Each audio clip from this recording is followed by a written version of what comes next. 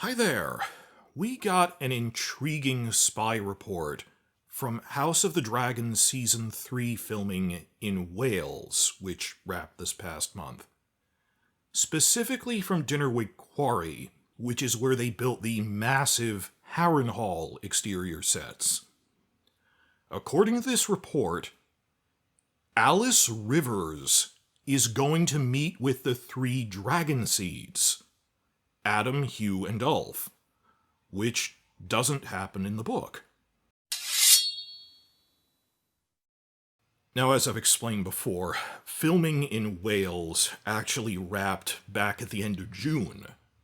But in July, I had to drop what I was doing and skip those reports because we got much bigger spy photos from the new filming in southeast England of Daeron for the first time, Daeron the Daring.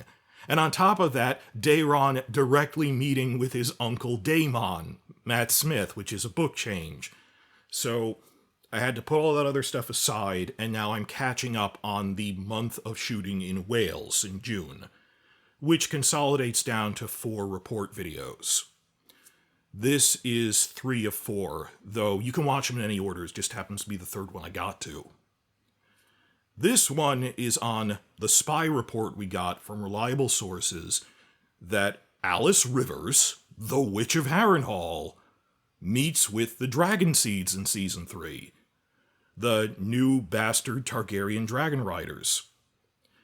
Allegedly it happens in the first episode, because Lonnie Perister directed this scene, that they knew that, and we know the director's schedule. But we don't really know exact details beyond that, and I should really give some context first, that this does extend a bit from I went into more detail in part 2.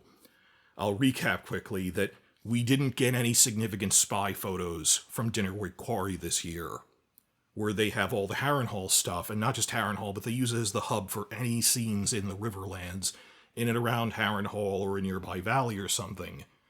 We got spy photos from the fighting on the beaches. That's why part 1 of this was about Battle of the Gullet stuff with the Valarians. We got a ton of things from that, because you really can't hide something like that. But once you get inland at the Dinnerwick Quarry area, they were filming there for a month and we got nothing. And we didn't know why for a while, but it ultimately turned out it's because the production crew wised up to the presence of all the spy drones that we had there in Season 2. So this time, they implemented countermeasures.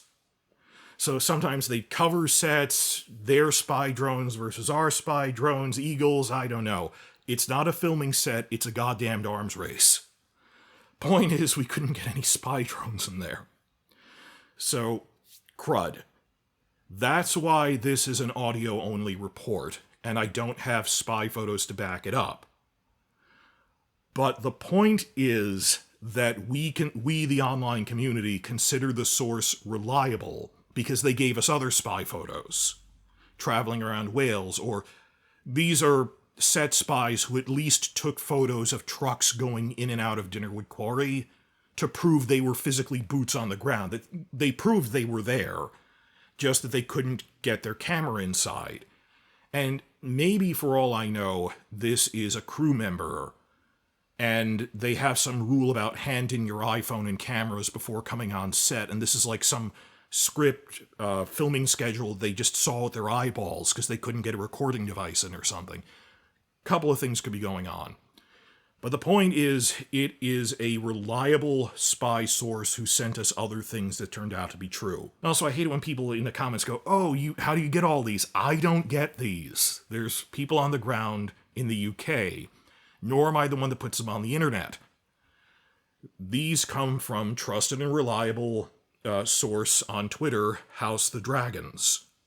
And in turn, other people on TikTok and stuff, and he's reposting everything. I'm just the slob with a YouTube channel who the work I put in is cross-referencing and presenting it to a wider audience through YouTube, but we're all discussing this stuff openly on the Twitter circles and stuff. It's public posts. And news sites like, winteriscoming.net, obviously, they're a little behind us, but they make news reports once they can verify it. They're looking at House of the Dragons and using them as a source as well. So even though this is verbal and audio only, I consider it a reliable report. And don't take my word for it, this is everyone's trusted source, House of the Dragons. So they said Alys Rivers is meeting with these 3 Dragonseeds, and it happens in the first episode. We don't really know much more beyond that. Like, I'm not 100% is she meeting all 3 of them at once, or is she meeting each one individually across multiple scenes? We're not really sure. The way it was phrased sounded like it's one big scene with all 3 of them. Though maybe, going, in order for the 3 guys there. It reminds me of Macbeth with, the scene where Macbeth meets the Weird Sisters, the witches who give the prophecy. Because sometimes people forget that it isn't just Macbeth meeting them. Well, he meets them again later alone, but the first time he stumbles on them in the opening scene, it's Macbeth and his friend Banquo. It's that whole thing of, oh, hey, witches, you just gave him his fortune, tell me my future. And they go, Banquo, oh, you're lesser than Macbeth, but greater. He'll be king, but he's childless. You won't be king, but your descendants will be a great dynasty of kings. It reminds me of that, of when people are lining up in a crowd of, tell my future. Like that I think they're all 3 going to be there. She'll say something to one of them, then go in order like that. It just reminds me of Macbeth. Oh, one other thing. According to the report, specifically where at the Harrenhal set did they film this, because when I say Harrenhal, it's more of a region. Ditterwick Quarry is at the north end of a really big glacial lake.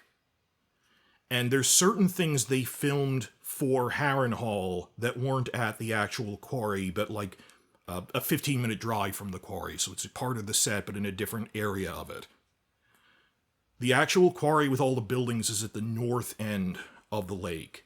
At the west end of the lake is where the report says they actually filmed this. The report says it's in the first episode because it was directed by Lonnie Perister, and the specific location is Union Rock. In Welsh, that's Craig Undeb. Union Rock is this natural landmark at the western end of the lake. It's just a short drive from the main base there. But it makes sense, okay, this is a different part of the Harrenhal set. It's interesting why it's called Union Rock. It's actually a relatively recent name, because it's union in the sense of labor unions. That back in the 1870s, I had to look this up, I don't know this off the top of my head. Back in the 1870s, when the local Welsh miners were forming their first labor unions, they'd have their big outdoor meetings at this big natural rock formation. It's a natural amphitheater. It's nice and flat. There aren't any trees or rocks. It's a natural meeting place. So I'm not sure what visuals they're going for with that, but Alys will be meeting with the Dragonseeds there in the first episode. And did they put it in such a big meeting place because it's not just the 4 of them, but like an army camp or Children of the Forest or who knows what? Why would you have them meeting at such a big clearing? I'm not sure. That's what the report says. That's all it says. How do I feel about it? Pretty good, actually. That the whole point is, I don't consider this a change so much as filling in the blanks. Because Fire and Blood is an in-universe history book, and it skips over a lot of things. And it even acknowledges within it that at certain points we can only speculate on why Hugh did something, or we're not really sure where Addam went between those 2 events, but we kind of guessed and there's rumors at what he did. And this is specifically one of those times that I think they're filling in the gaps. If you go line by line through Fire and Blood like we have for the past 4 years, there's points where you need to fill out what exactly were they doing. And there's plenty of room for them to meet Alys Rivers there. It actually makes a lot of sense. Well, really there's 2 points here, Hugh and Addam. First, it is stated in the book that word started spreading in Hugh's army camp that there was a prophecy that the hammer will overthrow the dragon. And he assumed it was him because he's a former blacksmith who took the surname Hammer when he was knighted. But everyone thinks he had probably referred to the later Robert Baratheon and his Warhammer. But that's the thing, that the book explicitly states that no one actually knows where the prophecy originated. It just started circulating around the camp. It says we don't even know who made it. So, filling in the gaps, putting two and two together, who's a character we know who is giving people prophecies, who's already in the story? Alys Rivers, hand fits in glove.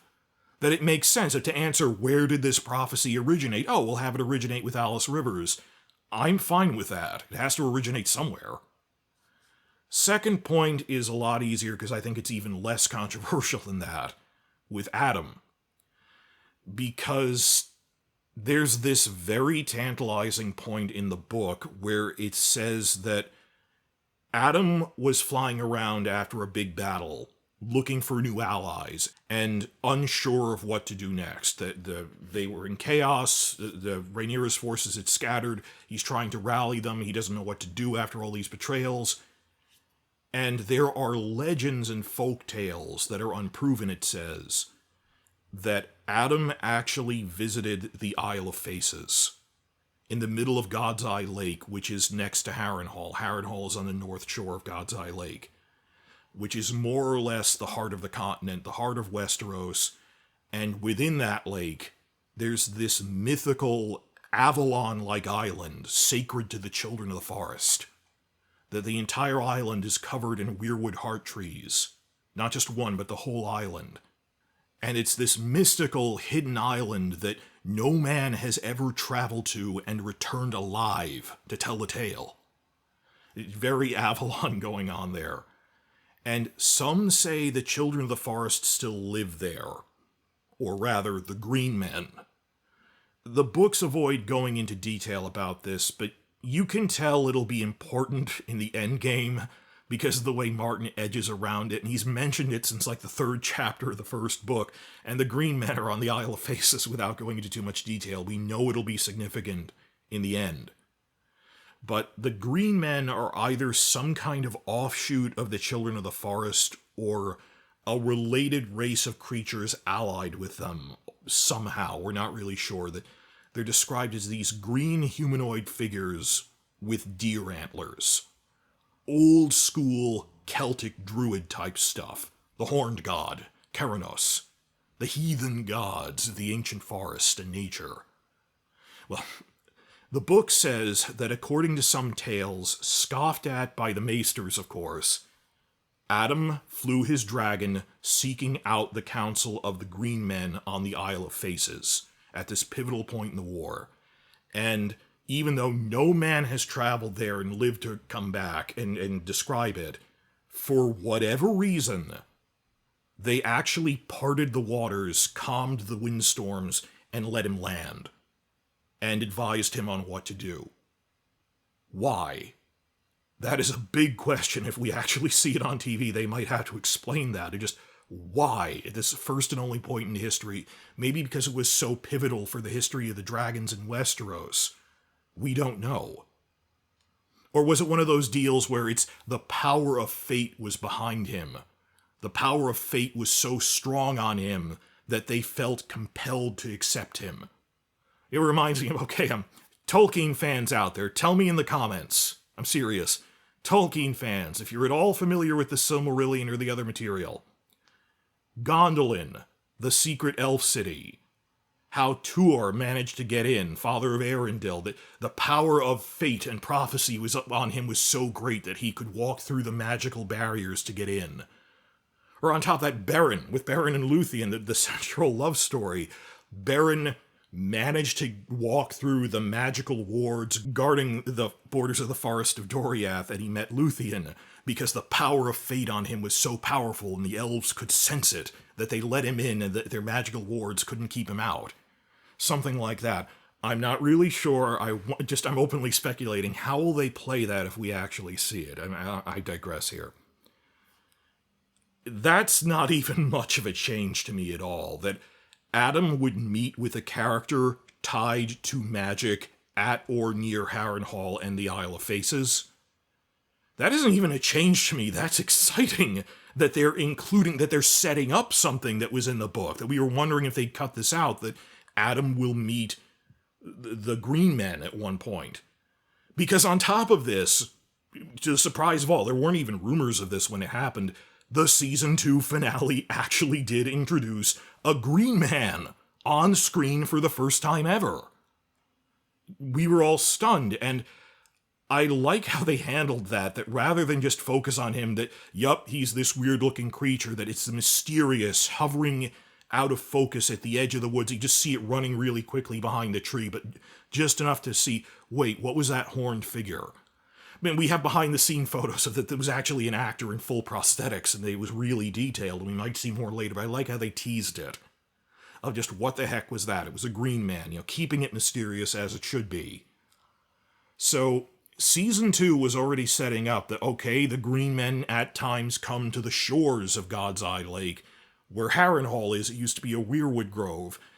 Established Alys Rivers has some link with the old gods and is visited by the Green Men, apparently. So Alys, who is a friend... A is to B is B is to C. Alys is a friend of the Green Men, and we were hoping they'd set up the Addam with the Green Men storyline. It's probably Alys Rivers will later introduce him to the Green Men, or tell him, go to the Isle of Faces, or they'll come to him when he's with Alys, something along those lines. This isn't a change to me, this is filling in the gaps and setting up that no, Addam will really do that. And there was one other detail from this set report, not at the meeting with Alys Rivers.